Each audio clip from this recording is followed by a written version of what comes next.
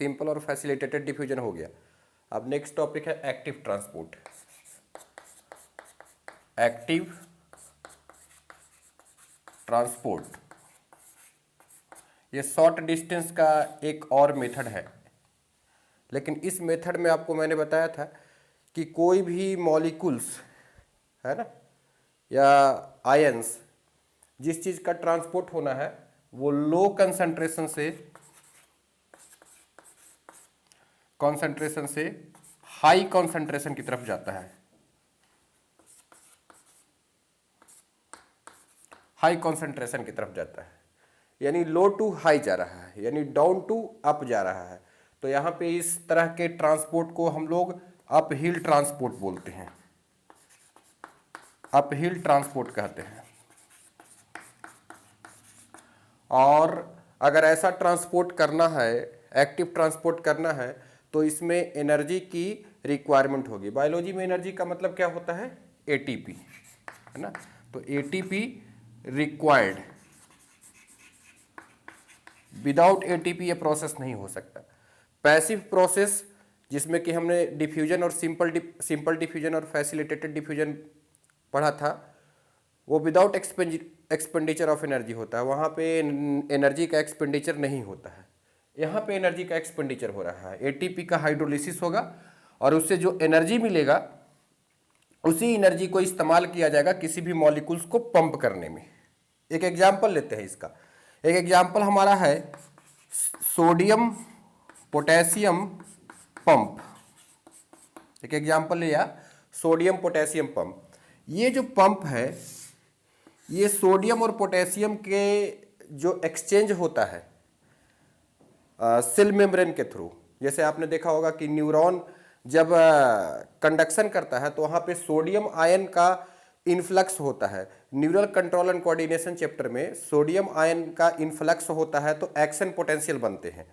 तो potassium ion का efflux होता है, पोटेशियम आयन बाहर जाता है। तो ये सोडियम का अंदर जाना और पोटेशियम अंदर आना और पोटेशियम का बाहर जाना, है ना, ये एक प्रकार का एक्टिव प्रोसेस है।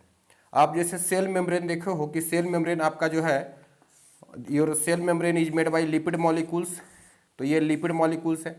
लिपिड मॉलिक्यूल्स का दो लेयर होता है, नीचे भी एक लेयर है लिपिड मॉलिक्यूल्स का, ठीक है। अब बीच में ये आपका सोडियम पोटेशियम पंप लगा हुआ है, सपोज ये आपका सोडियम पोटेशियम, फिर से लिपिड का लेयर आप बना लो। इस तरीके से लिपिड का ये हेड होता है और ये टेल होता है, राइट। अब ये लिपिड मॉलिक्यूल्स हो गया। तो यहाँ पे ये सोडियम पोटेशियम पंप लगा हुआ है। क्या होगा, मान लो 3 सोडियम अंदर आया, 3 सोडियम आयन, कितना 3 सोडियम आयन जो है उसका बाहर से अंदर की तरफ मूवमेंट हो गया। तो 2 पोटेशियम उसके बदले में, ये आपने पढ़ चुका है कि 2 पोटेशियम क्या होगा, 2 पोटेशियम बाहर जाएगा। अच्छा, इस प्रोसेस में जब सोडियम पोटेशियम की पंपिंग होगी तो इस प्रोसेस में क्या होता है, एटीपी का हाइड्रोलिसिस होता है ना। क्या होगा बेटा, एटीपी का हाइड्रोलिसिस होगा। जब एटीपी हाइड्रोलिसिस होता है तो एडीपी और प्लस इनऑर्गेनिक फॉस्फेट बनते हैं। यहाँ पे जो एनर्जी रिलीज हुआ 7.5 किलो कैलोरी अप्रॉक्सीमेटली एनर्जी यहाँ पे रिलीज होता है, उसी एनर्जी को यूज करेगा और इन मॉलिक्यूल्स को क्या कर सकता है, अंदर बाहर कर सकता है, ठीक है। सो एक अंदर आ रहा है, एक बाहर जा रहा है, एज लाइक एंटी ट्रांसपोर्ट, है ना। तो ये चीज आपका याद रखना है कि सोडियम पोटेशियम पंप जो है वो एक्टिव ट्रांसपोर्ट का एग्जाम्पल होता है। भाई इसमें प्रोटीन इन्वॉल्व है, कोई ये चैनल इन्वॉल्व है, तो इस चीज को तो फैसिलिटेट किया जा रहा है, मॉलिक्यूल्स को ट्रांसपोर्ट करने में हेल्प किया जा रहा है, तो फैसिलिटेटेड ऑलरेडी है। लेकिन इसको एक्टिव ट्रांसपोर्ट इसलिए कर रहे हैं because there is energy requirement. तो यहाँ पे 2 बात है, एनर्जी का रिक्वायरमेंट है, एटीपी का रिक्वायरमेंट है, और अपहिल ट्रांसपोर्ट हो रहा है। अगर हाई टू लो जाता है, यहाँ लो टू हाई जा रहा है तो अपहिल बोल रहे हैं, हाई टू लो जाता तो डाउन हिल ट्रांसपोर्ट होता है, जो कि पैसिव ट्रांसपोर्ट होता है। डिफ्यूजन हो गया या फैसिलिटेटेड डिफ्यूजन हो गया, वो सब होते हैं, ठीक है। अब यहीं पे एक और भी टॉपिक मैं आपको कवर करता हूँ, ऑस्मोसिस के बारे में। आइए एक और टॉपिक कवर करता हूँ, ऑस्मोसिस। ठीक है, ऑस्मोसिस को भी थोड़ा सा ध्यान से समझिए। ऑस्मोसिस को समझने के लिए आपको मैं पहले ही बता चुका हूँ कि थोड़ा बेसिक आइडिया आपको पता होना चाहिए। और ये बेसिक आइडिया क्या है? Semi permeable membrane. एक मेम्ब्रेन होता है जिसका नाम होता है सेमी परमिएबल मेम्ब्रेन। ठीक है, ये सेमी परमिएबल मेम्ब्रेन में क्या खासियत है कि ये सिर्फ सॉल्वेंट को अलाउ करता है। अगर इससे कोई मटेरियल पास होना चाह रहा है तो सॉल्यूट मॉलिक्यूल को अलाउ नहीं करेगा। ठीक है, तो semi permeable membrane only allow to pass solvent molecule. Solvent, अब जैसे सॉल्वेंट में वाटर ले लीजिए। ठीक है, ये वाटर मॉलिक्यूल्स को अलाउ करेगा। अगर सॉल्यूट है ना, तो उसको अलाउ नहीं करेगा। ठीक है, सॉल्यूट को ये अलाउ नहीं करेगा, सॉल्यूट को ये ट्रांस नहीं जाने देता है। अब एक चीज हम जानते हैं कि हाई कंसंट्रेशन से लो कंसंट्रेशन है, बीच में मेम्ब्रेन लगा हुआ है सेमी परमिएबल मेम्ब्रेन। सॉल्यूट ज्यादा है तो ऐसा नहीं हो सकता कि सॉल्यूट उस मेम्ब्रेन को क्रॉस करके लो कंसंट्रेशन की तरफ चला जाए। एक दो एग्जाम्पल लेते हैं, है ना।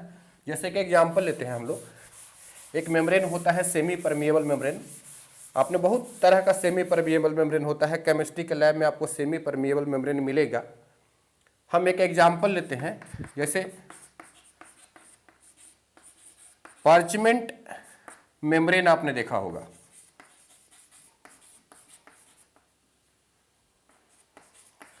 ठीक है, पार्चमेंट मेम्ब्रेन एक प्रकार का सेमी परमिएबल मेम्ब्रेन है। ये एनिमल के स्किन से बनाया जाता है। केमिस्ट्री के लैब में आपने देखा होगा व्हाइट कलर का मेम्ब्रेन होता है, या एग मेम्ब्रेन से बनाया जाता है। तो ये मेम्ब्रेन सिर्फ सॉल्वेंट को अलाउ करेगा, सॉल्यूट को अलाउ नहीं करेगा। ठीक है, अब सेमी परमिएबल सॉल्वेंट को अलाउ करेगा, सॉल्यूट को अलाउ नहीं करेगा। क्या करेंगे, जैसे इसको कैसे करेंगे, मान लो एक शुगर का सॉल्यूशन है, शुगर है और प्लस वाटर है, ये दो चीजों का सॉल्यूशन बना दिए। अब इसको आप एक ग्लास में रखो। ठीक है, ये मान लो इन्वर्टेड ग्लास है। ठीक है, ये इन्वर्टेड ग्लास मैंने लिया, उल्टा करके ग्लास लगा दिया और इसके ऊपर में ये मेम्ब्रेन बांध दिए। अब इसमें शुगर सॉल्यूशन है तो इसको इन्वर्टेड करके रखोगे तो इससे पानी जो है वो धीरे धीरे धीरे धीरे नीचे गिरेगा। ठीक है, लेकिन शुगर नहीं इसको क्रॉस कर पाएगा, क्योंकि ये सिर्फ वाटर को अलाउ करता है, सॉल्वेंट को अलाउ करता है। वाटर का मतलब, सॉल्वेंट का मतलब वाटर नहीं होता है, ऑर्गेनिक सॉल्वेंट भी कई सारे चीज होते हैं, पर बायोलॉजी में बेसिकली हम लोग बार बार बात करेंगे, वाटर की बात करेंगे। ओके, तो ऑस्मोसिस का मतलब क्या होता है? Osmosis is the movement of substance, यानी कौन सा substance, solvent, from its high concentration to its low concentration. यानी पानी जहां ज्यादा है उधर से कम पानी की तरफ जाता है। तो क्या है कि मैं एक सिंपल डायग्राम बनाता हूं।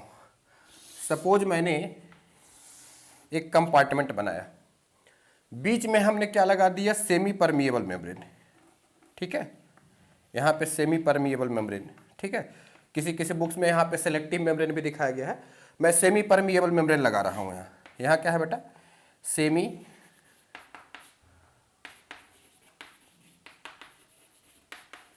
मेम्ब्रेन। ठीक है, अच्छा इधर भी वाटर है, इधर भी वाटर है और सेम अमाउंट ऑफ वाटर इधर भी है, सेम अमाउंट ऑफ वाटर इधर भी, दोनों चैम्बर में सेम अमाउंट ऑफ वाटर लिया गया है। ठीक है, ओके, इस चैम्बर में हमने कितना 100 ग्राम शुगर डाला, 100 ग्राम क्या किया, शुगर डाला, और यहां पे क्या किया, यहां पे 200 ग्राम शुगर डाला। अच्छा, दोनों तरफ अमाउंट ऑफ वाटर बराबर है, इक्वल अमाउंट ऑफ वाटर है, मान लो 2 लीटर तो दोनों तरफ है, लेकिन एक तरफ अमाउंट ऑफ शुगर जो है 200 ग्राम है और यहां पे 100 ग्राम है। ठीक, तो these are the sugar molecules. ठीक है, ये शुगर मॉलिक्यूल्स है, शुगर डिजॉल्व होगा। अब शुगर का भी मॉलिक्यूल्स का कुछ तो एक पर्टिकुलर साइज होता है, तो आप साइज भले ही नेकेड आई से नहीं देख सकते हो, क्योंकि शुगर जब डिजॉल्व होता है पानी में तो नहीं दिखाई देता है, लेकिन एक साइज होता है उसका, है ना, वो वाटर से बड़ा साइज का होता है। ठीक है, तो ये शुगर मॉलिक्यूल्स मैं दिखाता रहा। इधर थोड़ा सा ज्यादा शुगर मॉलिक्यूल्स है तो थोड़ा ज्यादा दिखा दो, है ना, थोड़ा ज्यादा मॉलिक्यूल्स मैं दिखा दिया शुगर का।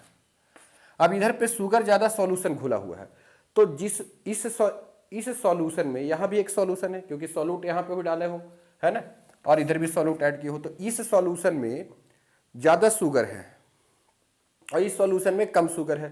वाटर दोनों तरफ बराबर ही है। 2 लीटर, सपोज मैं 2 लीटर इधर भी वाटर ले रहा हूं, ठीक है, और यहां भी वाटर कितना लिया, 2 लीटर, 2 लीटर वाटर यहां भी लिया, तो वाटर का क्वांटिटी तो बराबर है दोनों तरफ, लेकिन शुगर का क्वांटिटी डिफरेंट है। तो यहां पे जो शुगर का सॉल्यूशन है, यहां पे जो है सॉल्यूशन, इस सॉल्यूशन को हाइपरटोनिक कहा जाएगा। इसके रिस्पेक्ट में मैं मानता हूं इसको ए चैम्बर मानता हूं, and this is the B chamber. So A के रिस्पेक्ट में ये हाइपरटोनिक हो जाएगा। हाइपर मतलब ज्यादा कंसंट्रेटेड सॉल्यूशन। जैसे एक जिलेबी का पाक होता है और एक चीनी का शरबत होता है, चीनी और पानी का शरबत बनाते हैं, तो चीनी और पानी का शरबत और जिलेबी का जो पाक होता है, या जिलेबी का जिसको सीरा बोलते हो, ओबियसली ज़्यादा है, ज़्यादा कौन मीठा लगेगा, क्योंकि जो जलेबी का पाक होता है वो ज़्यादा मीठा लगेगा, क्योंकि उसमें शुगर का कंसंट्रेशन बहुत ज़्यादा है। तो ऐसे सॉल्यूशन को हम लोग हाइपरटोनिक, जितना ज़्यादा शुगर का कंसंट्रेशन बढ़ाते जाओगे हाइपरटोनिसिटी बढ़ते जाती है। यानी ये वाला सॉल्यूशन इसके रिस्पेक्ट में, ए के रिस्पेक्ट में बी वाला सॉल्यूशन क्या है, हाइपरटोनिक है, और बी के रिस्पेक्ट में ए वाला क्या है, हाइपोटोनिक है। तो मैं क्या बोलूंगा, this is the hypertonic solution, hypertonic solution, ठीक है, and this is the hypotonic solution. Hypotonic, hypotonic मतलब जिसमें सॉल्यूशन, जिस सॉल्यूशन में सॉल्यूट की अमाउंट कम हो, तो हाइपोटोनिक सॉल्यूशन, यहां पे हाइपोटोनिक सॉल्यूशन है। अब आपको यह बताना है कि बताइए इन दोनों सॉल्यूशन में सॉल्यूट पोटेंशियल कहां पे ज्यादा होगा और वाटर पोटेंशियल कहां पे ज्यादा होगा, और किस चैम्बर से वाटर मॉलिक्यूल्स किस चैम्बर की तरफ जाएगा, है ना।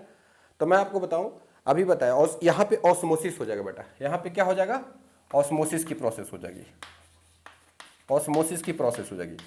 ऑस्मोसिस में क्या होता है, what solvent move from their high concentration to their low concentration.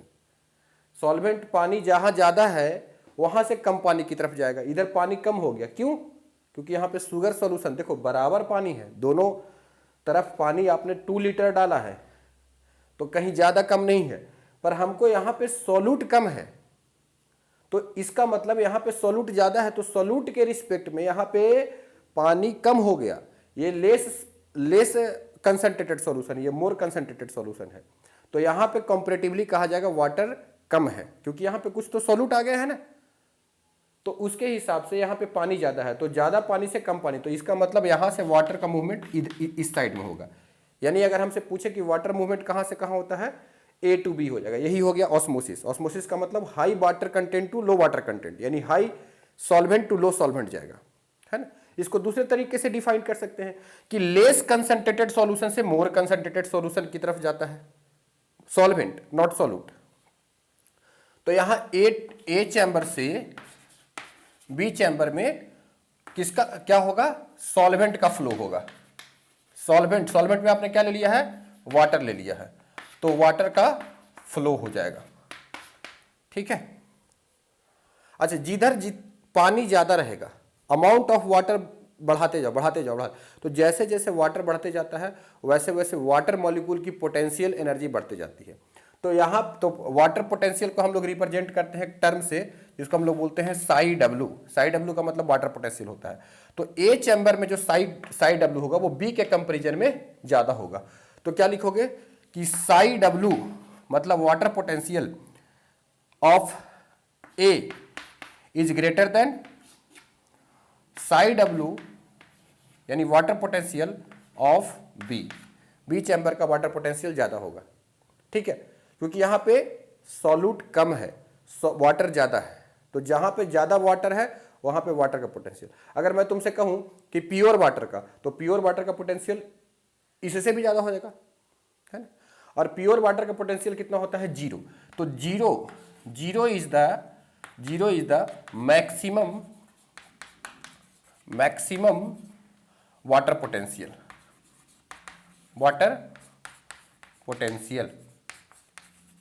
यानी साई डब्ल्यू का जो मैक्सिमम वैल्यू होता है वो जीरो होता है। ठीक, प्योर वाटर का जिसमें कोई भी सॉल्यूट नहीं मिला हुआ हो उसका मैक्सिमम वैल्यू कितना होता है? जीरो। इसका भी लॉजिक है, ऐसा क्यों होता है इसके भी पीछे कारण है ना।